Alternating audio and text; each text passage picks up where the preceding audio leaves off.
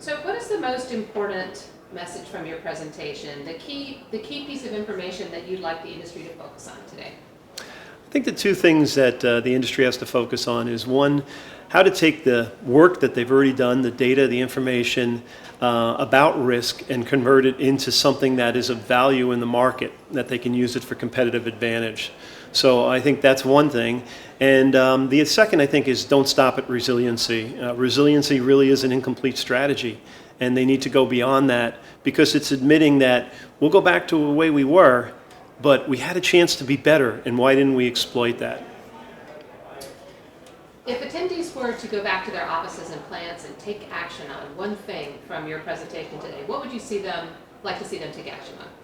I think the one thing I'd like to see them take action on is something that's very relevant to them, something very tactical. Managing third-party risk, everybody can relate to that challenge, and not being sure what the third-party suppliers are doing as it relates to risk. Well, as you profile those suppliers, and maybe you identify them as sole source suppliers or single source suppliers, take a look at those suppliers, zoom out, take a look from an industry perspective, whether others are having the same challenge, and then determine whether or not, besides mitigating the risk, whether or not there's an opportunity there. If something goes wrong in the industry, what actually is going to happen? And if you're not one of the big players, will you not be afforded the luxury of, in this example, getting capacity? So you have to think differently.